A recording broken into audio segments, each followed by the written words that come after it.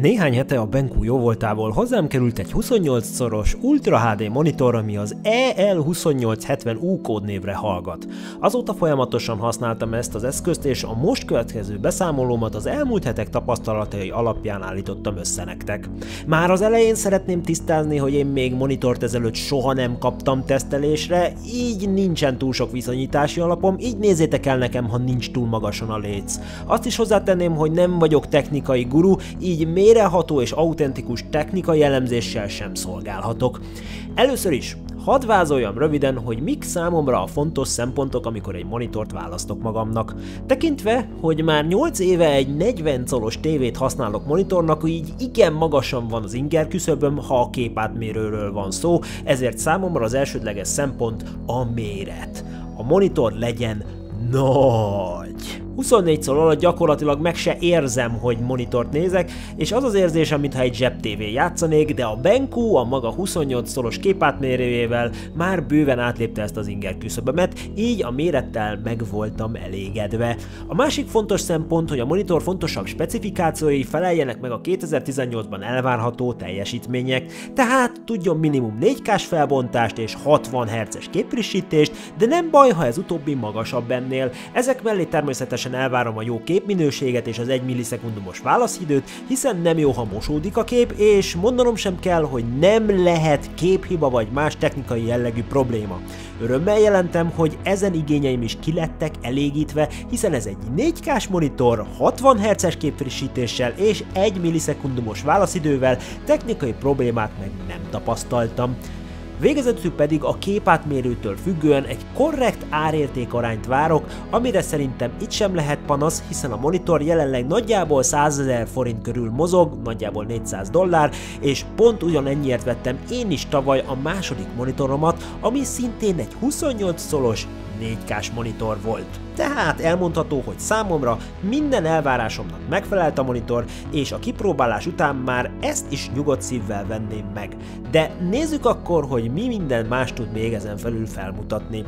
A BenQ ezzel a monitorral a hozzám hasonló átlag gamereket célozza meg, akik jó minőséget akarnak, megfizethető áron, de nem ragaszkodnak bestiálisan magas képfrissítési rátához, vagy egyéb extrákhoz, amiket inkább az e-sportolók használnak csak ki, vagy talán ők se. A külső dizájn letisztult és mentes mindenféle hivalkodástól. Hosszú idő után például ez volt az első olyan eszköz, amit kaptam tesztelésre, ami nem volt valamilyen extra világítás, csicsa vagy túlzott díszítés, így kiválóan alkalmas például munkahelyi gépnek is egy irodában. A monitor szélén végig vannak szellőzők, így a túlhevüléstől sem kell félteni, valamint a hátoldalon vannak alkalmas szerelékek, ha esetleg falra szeretnénk rögzíteni, de ehhez persze megfelelő rögzítőpanelt külön kell vásárolnunk. A talp könnyen összeszerelhető, de ugyanakkor sok mozgásteret nem enged a monitornak, csupán a dőlésszöget tudjuk enyhén változtatni, de a magasságot már nem. De nekem ez se volt annyira nagy probléma. Portok tekintetében 2 darab HDMI 2.0-ás és 1 darab DisplayPort található a hátoldalon, valamint egy fejhallgató jackbemenet, ami normális esetben mindenre elegendő lesz. A monitorhoz kapunk még 1 darab HDMI kábelt és 1 darab tápkábelt az áramellátás véget, de ha a DisplayPorttal szeretnénk működtetni, akkor a display kábelről már magunknak kell gondoskodnunk. Ezeken felül van még rajta 2x2 wattos beépített hangszóró is, amiket jobbára soha, vagy csak végszükség esetén fogunk használni, mivel a hangminősége egy táskarádió színvonalával vetekszik. Ezeket akár nyugodt szívvel ki is hagyhatták volna, mivel az emberek túlnyomó része már amúgy is valamilyen más eszközt használ helyettük hangosításra, amik fényévekkel jobb hangzást állítanak elő. A szokásos bekapcsoló és beállítás gombok, amivel a menüben tudunk lépkedni, a képernyő alján jobb oldalt kaptak helyet, valamint a képernyő jobb alsó sarkában található még egy extra gombocska, amivel könnyedén tudjuk kibekapcsolni a beépített HDR-t és az intelligens fényelő szabályozót, amik így önmagukban csak hangzatos szavak, de mindjárt elmondom, hogy mit is takarnak ezek a gyakorlatban. Most pedig jöjjenek ezek az extrák. A monitor számos olyan funkcióval van ellátva, amikor elmondhatom, hogy mind a szemünk védelmét és a jobb képélményt szolgálják, legalábbis megpróbálják. Az egyik leginkább hangoztatott funkciója a beépített HDR, amit a korábban említett gombbal a jobb alsó sarokban könnyedén tudunk kibekapcsolgatni, de ugyanezt a menüből is megtehetjük, ahol mellesleg sok más előre tárolt beállítást is találunk. A HDR jelentése High Dynamic Range Imaging, azaz nagy dinamika tartományú képalkotás, ami röviden élénkebb színeket és jobban kivehető képeket eredményez a sötét vagy világos helyeken. Ergo a világos pontok még világosabbak lesznek anélkül, hogy megvakítanának, a sötét pontok pedig jobban kivehetőek és részletgazdagabbak lesznek, nem csak fekete pacák. Noha a funkció elméletben jól hangzik, de őszintén szóval nem dobtam hanyat magam tőle, mivel a HDR kép nem produkált szabad szemmel nézve annyira látványos javulást, főleg nem olyan mértékűt, ami így felvételen keresztül is jól látható lenne. Jobban megnézve persze látni lehet apróbb különbségeket, főleg ha van egy másik régebbi monitorunk, ahol összevethetjük a képeket, de alapjáraton nem olyan nagy durranás, vagy csak az én szememmel van valami baj.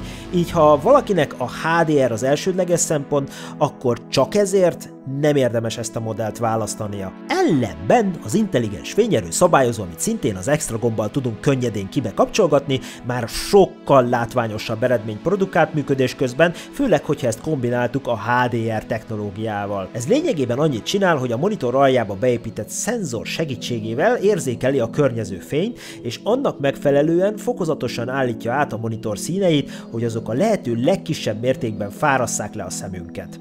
És valóban ez működik, amit ti is láthattok egy pillanat múlva. Tekintetve véve, hogy így kamerán keresztül esélytelen, hogy ugyanolyan képet tudjak nektek mutatni a monitorról, amit mondjuk én itt látok szabad szemmel, ezért úgy gondoltam, hogy összeállítok egy ilyen kis fapados, de ugyanakkor szerintem elég meggyőző erejű kísérletet, hogy tényleg mire képes a HDR és a BI, Brightness Intelligence, bekapcsolt és kikapcsolt állapotban. Na, itt van nekünk az Assassin's Creed Origins, éppen megmászom a piramis tetejét, és jelenleg be van kapcsolva ez a két technológia, és most kikapcsolom őket, és úgy konkrétan sokkal vakítóbb lett a kép. Na de most megállítom egy pillanatra, látjátok, semmi nem látszódik az egészben, egy nagy fényesség az egész, és ezért mondom, hogy nagyon szerencsétlen mód így kamerán keresztül képet készíteni egy monitorról, de várjatok csak, ha bekapcsolom én itt a HDR-t és az intelligens fényerő szabályozót. Várni kell pár másodpercet, hogy itt a szenzor az így felvegye, hogy milyen fényviszonyok uralkodnak, és még most egy picit csalok, mivel itt szembe jön ugye még a megvilágítás, és ez megint csak így deformálja egy kicsit a képet, de én ezt itt letakarom, mint hogyha egy sötét szobába játszanánk. Figyeljétek csak itt meg, hogy itt szépen elkezdenek itt kirajzolódni a háttérben az apró kis részletek, ahogy így adaptálódik a monitor, és megjelennek az apró kicsi piramisok, melléképületek, és voilà! Már is látszódik a háttér, és nem vakulunk meg. Na most ez így szabad szemmel érzékelve nem is jön ki olyan jól, mint most így nektek a kamerán keresztül, ez a vicc az egészben. Csak ezt azért csináltam, hogy lássátok, hogy ez a technológia működik, bár a HDR része szerintem nem olyan meghatározó, mint az intelligens fényerő szabályozás. Emellett a monitornak alacsony kék fénykibocsátása van és villogásmentes is, amik így együttesen szintén a szemünk fáradtságát és irritációját hivatottak csökkenteni. A villogásmentesség továbbá jól jön, ha valamilyen hirtelen felindulásból kamerás felvételt szeretnénk készíteni a monitorunk képéről.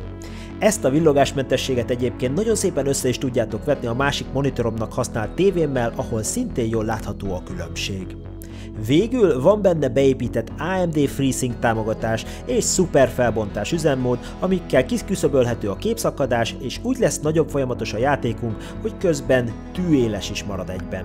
Mindent összevetve, ez egy nagyon klassz monitor lett, ami maximálisan kielégíti az átlagos játékosok igényeit, ráadásul sok olyan szemkivélő funkcióval rendelkezik, ami szintén fontos szempont kell, hogy legyenek, főleg, hogyha sok időt töltünk a gép előtt. A specifikáció teljes mértékben megfelel a szép képalkotáshoz kellő 2018-as igényeknek, és a 28-szoros mérettel az átlagos képernyő méret felett helyezkedik el, amivel nagyon jó élmény lesz játszani, feltéve, hogy van hozzá megfelelő vasunk is. Mindez pedig árérték arányban is bőven az elfogadható tartományba esik. A kialakítás és bizonyos extra funkciók tekintetében vannak persze csicsásabb vagy jobb modellek, de azok vagy más téren tudnak kevesebbet, vagy ennél jóval borsosabb áron kerülnek forgalomba. Ahogyan azt már a videó elején is kifejtettem, az én számomra minden szempontból kielégítő volt a monitor, és bátran tudom ajánlani azoknak, akik hasonló elvárások mentén keresgélnek, vagy esetleg már pont ezzel a modellel szemezgetnek. Ha felkeltette a monitor az érdeklődéseteket, akkor a BenQ weboldalának linkjét megtaláljátok a videó leírásában, ahol még több információt találhattok erről a monitorról, vagy más monitorokról. Köszönet a BenQ-nak, hogy rendelkezésemre bocsátotta ezt a tesztpéldányt, nektek pedig köszönöm szépen a figyelmet, ez volt a BenQ EL2870U. Sziasztok!